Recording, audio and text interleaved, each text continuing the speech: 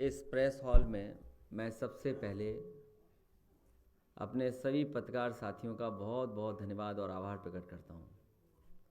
मैं सभी पत्रकार साथियों का स्वागत करता हूं। बहुत खुशी की बात है कि लगातार समाजवादी पार्टी में बड़ी संख्या में लोग शामिल हो रहे हैं और आज की ज्वाइनिंग ऐतिहासिक इसलिए कहूँगा कि बड़े बड़े नाम यूं ही नहीं है, बिल्कुल इन्होंने लगातार जनता के बीच में रह करके जनता की सेवा की है, गरीब जनता को जोड़ करके, और वर्षों उन्होंने मेहनत की है। उनका लंबा पॉलिटिकल कैरियर है। मैं सबसे पहले पूर्व विधायक मेरठ योगेश वर्मा जी का धन्यवाद देना चाहता हूं, स्वागत करना चाहता हूं।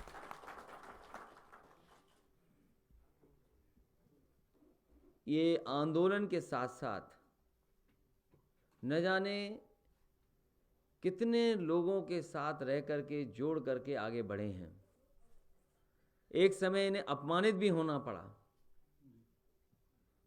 और ऐसा अपमान किसी भी विधायक के साथ नहीं हो सकता।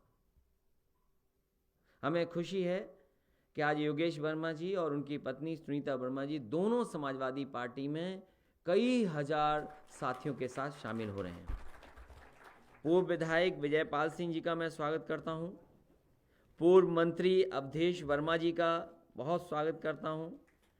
पूर्व विधायक विजय यादव, उनका स्वागत करता हूं। पूर्व विधायक श्रीराम भारती जी का, और बहुत ही मजबूत नेता और लोकसभा में रहे सांसद हमारे साथ भी दाऊद अहमद जी, इनका भी मैं स्वागत करता हूं।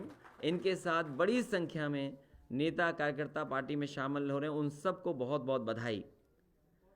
पूर्व प्रत्याशी रही श्रीमती लक्ष्मी धनगर, इनके साथ भी बड़ी संख्या में इनके साथी सहयोगी, उनको भी धन्यवाद। रमेश पांडे जी को धन्यवाद। मुमताज अली साहब, ओम प्रकाश अम्बेडकर जी, संदीप वर्मा जी, डॉक्टर विनीत शुक्ला, सुनील लोधी जी, डॉक्टर अफरोज जी, कृष्णचंद मौर्य जी और राजेश कुमार जी, मैं इन सब को और बड़ी संख्या में जो लोग हैं इस हॉल में, बड़े हॉल में और बाहर, आज सभी लोगों को समाजवादी पार्टी में शामिल कर करके हम समाजवादी पार्टी के लोगों का मनोबल बढ़ाने का काम किया है।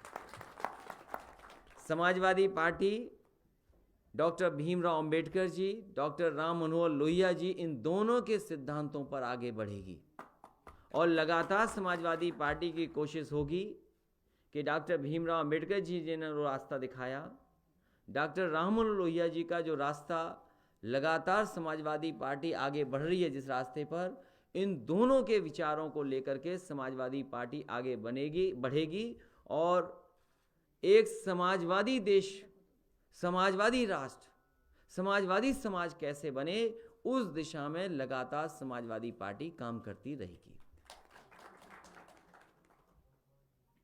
जहां अभी कृष्णचंद मौर्य जी अपनी बात बता रहे थे कि उनके पुत्र जो किडनैप हुए और लगातार उन्होंने सूचना दी, जहां सूचना दे सकते थे सूचना दी, जानकारी दी। अगर इनकी पत्रों की फाइल देखेंगे तो कोई नहीं बचा होगा जिस तक अपनी बात न पहुंचाई हो, लेकिन आज भी उन्हें न्याय नहीं मिल पाया है। और ये एक कहानी नहीं है, ये इकलौते कृष्णचंद मौर्य जी नहीं हैं।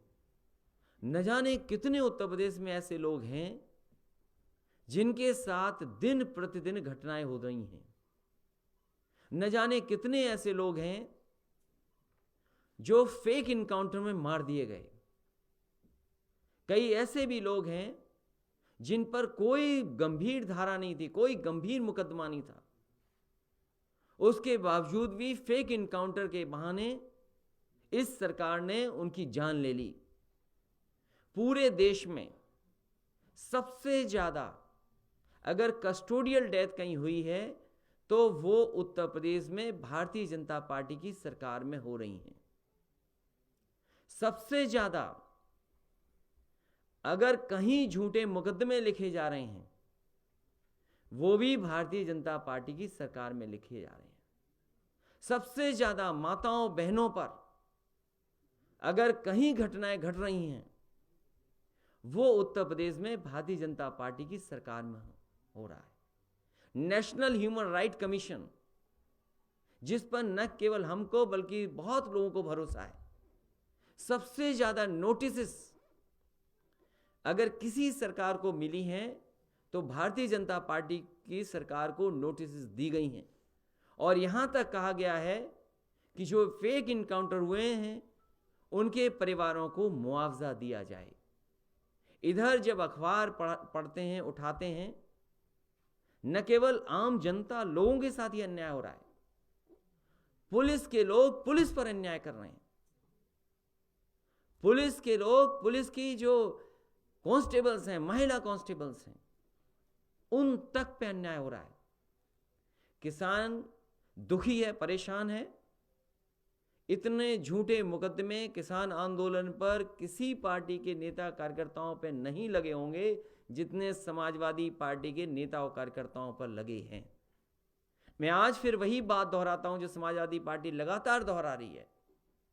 जो किसान आंदोलन कर रहे हैं, जो दिल्ली में आंदोलन कर रहे हैं या जगह जगह अपनी बात रख रहे हैं, समाजवादी पार्टी पूरी तरीके से उनका समर्थन करती है। ऐसे कानून वापस हों, क्योंकि अगर ऐसे कानून आएंगे तो हमारे किसान की कभी खुशहाली नहीं आ सकती। उनको लूट लिया जाएगा, उनकी खेती बर्बाद हो जाएगी और किसान को कभी भी बाजार के ऊपर नहीं छोड़ा जा सकता। अगर कोई मदद कर सकता है किसान की, गरीब की, तो वो सरकार मदद कर सकती है। ये तीनों कानून ऐसे हैं जिससे हमारे गरीब, हमारे किसान बर्बाद हो जाएंगे।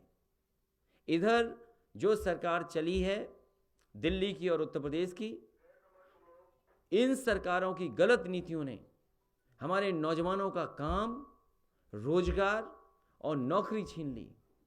कभी कभी लोग आरोप लगाते थे, इस सरकार से पहले जो समाजवादी सरकार थी, जाति के आधार पर आरोप लगाते थे। हम उन लोगों को ढूंढ रहे हैं कि जो समाजवादी पार्टी पर जाति का आरोप लगाते थे, आखिरकार वो कहां हैं? अब क्यों नहीं किसी सरकार पर जाति का आरोप लगा रहे हैं? वो आंकड़े बहुत सारे हैं जिनको कहा जा सकता है, बताया जा सकता है, बस हम उन्हें ढूंढ रहे हैं कि वो आखिरकार जाति के नाम पर जो आरोप लगा रहे थे वो आज क्यों नहीं लगा रहे हैं।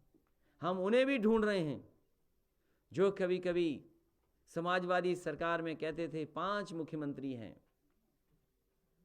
हम उन लोगों को भी ढूंढना चाहते हैं। अब कम से कम अब तो बोलो कि भारतीय जनता पार्टी में कितने मुख्यमंत्री हैं। और इसी प्रेस हॉल में कई बार हमने कहा उत्तर प्रदेश में लगता है कि कोई मुख्यमंत्री नहीं है। इस पिता की अगर कहानी सुने कोई तो उसे यकीन आ जाएगा कि उत्तर प्रदेश में कोई सरकार नहीं है। और अगर सरकार होती तो सरकार की जिम्मेदारी है गरीब लोगों को न्याय दिलाने की, गरीबों की मदद करने की। लेकिन ये सरकार अब जाने वाली है। हमें खुशी है इस बात की कि बड़ी संख्या में पूर्व मंत्री, पूर्व विधायक, पूर्व सांसद और उनके साथ बड़ी संख्या में जनप्रतिनिधि पार्टी में शामिल हो रहे हैं। ये समाजवादी पार्टी की ताकत बढ़ रही है। हम इन सभी साथियों को भरोसा दिलाते हैं कि समाजवादी पार्टी डॉक्टर भीमराव अंबेडकर जी के सिद्धांतों पर चलने वाली, डॉक्टर राम मनोहर लोहिया जी के सिद्धांतों पर चलने वाली लगातार इन दोनों नेताओं के विचारों को जनता तक पहुंचाएगी। असली भारत, मजबूत भारत और समाजवादी भारत तभी बनेगा जब इन दोनों की विचारधारा को जनता तक हम पहुंचाने में कामयाब हो जाएंगे।